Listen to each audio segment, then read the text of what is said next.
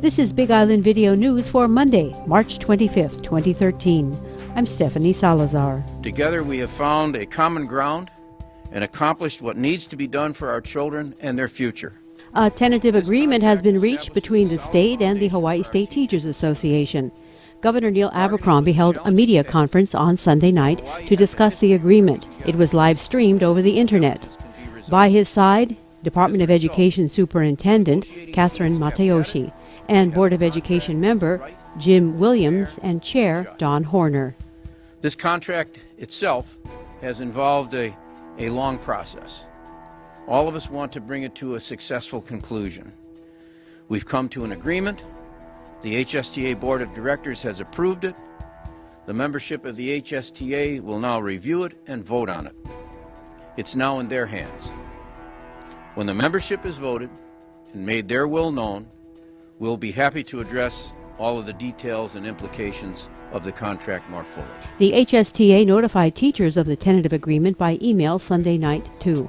The union relayed the highlights, which included a 3% pay increase over and above the restored 5% cut this July. Teachers will have a seat at the table when it comes to discussions on an educator evaluation system, and the HSTA says the state has made a major step towards restoring the previous insurance premium percentages. Shakespeare said, "All's well that ends well." It may have taken a while to get to this contract, but when it's fully understood by everybody, I think they're going to see it as one of the most progressive in the nation, and they'll see that we fully respected everybody's position and came to a conclusion that will benefit the children, benefit the teachers, benefit the parents, and everyone in Hawaii. Governor Neil Abercrombie was in town this weekend. Among his stops, a special screening of the film, The Untold Story, Internment of Japanese Americans in Hawaii, at the Hawaii Japanese Center in Hilo. Also, a visit to Bear's Coffee with Senator Gil Kahele downtown, and this visit to a solar farm project off Pohiki Road in Puna. Thank you very much. Auntie Mahealani Henry blessed the new array, and music was provided by Dewey Miley Lim and friends. GreenPower Solutions LLC designed the solar farm. It's composed of 400 solar panels mounted on 9-foot-tall structures. The structures will act as a frame for a greenhouse and aquaponic food growing system. Electricity is produced from the plant and is sold to Helco under a 20-year feed-in tariff contract. This one is it's a newer one where we are selling the power to Helco.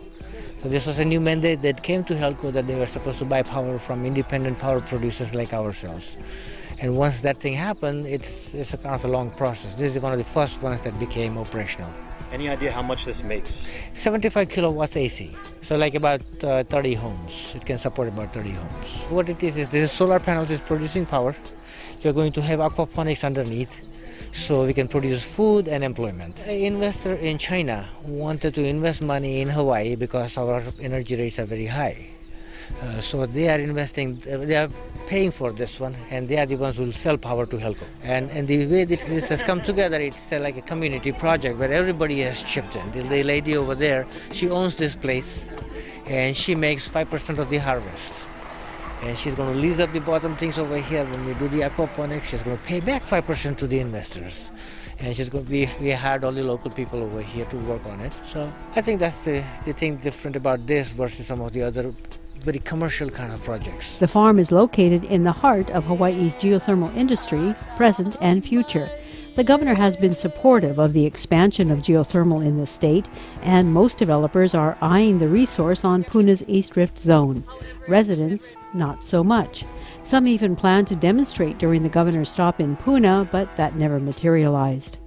Later that day in Pahoa, a crowd gathered at the Akibono Theater for a Puna Pono Alliance meeting. The organization has been busy over the past year fighting the further development of geothermal in the area. One hot topic was the occurrence on March 13th, when Puna Geothermal Venture tripped offline following a Helco power outage, which led to a steam release through their emergency steam release system. Plant officials were on hand to explain what happened. In my observation, I've been there several years, that was one of the best responses that our plant personnel responded to in a situation like that. I don't recall any time for many, many years where we've been at full power and losing both transmission lines. We've gone through the ESRF for very short periods of time, but not at full 38 megawatts. This was maximum flow rate, which the system is designed to handle. Also in attendance, the county's Civil Defense Administrator, Daryl Oliveira, who surprised the crowd with his report on hydrogen sulfide readings collected by his department in the neighborhood surrounding the plant that day. It did indicate that they had two readings, one of a 1 part per million and one of a 3 part per million, at least on Pohiki Road in the subdivision. Other than that, their readings were showing 0 on the monitors. Sorry, parts per million, thank you. Per million, correct. And that's the devices that our hazmat team has. Correct, yes sir. The readings that they picked up were very short-lived. I want to say less than a minute from what they were saying. As they would pull up to a site, they would monitor, and for the most part getting 0 readings, but on those 2 specific readings, the presence or the levels remained for less than a minute, and they proceeded to continue monitoring the rest of the subdivision. We did, like I said, get some calls from citizens as far away as Kahana, continuing to report the odor in the area, and for the most part, again, the units were just continuing the monitoring until basically we weren't seeing any readings at all. Residents had a chance to ask questions. All this money from mitigation that could have been used to set up a robocall, to do independent monitoring, has sat there for decades now. Now I heard you champion redundancy, and it is the hallmark of safety.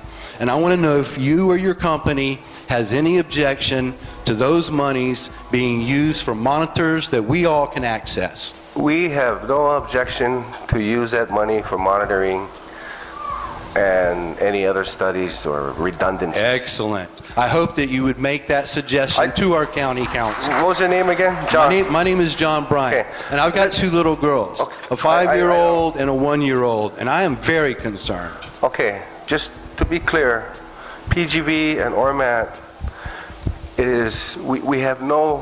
we should not have no say on what the county does with that money. Also, speakers lamented the failure of House Bill 106, which would have repealed Act 97, the state law passed last year that eliminated geothermal subzones and county oversight of development. And I'm very sorry that we were not successful.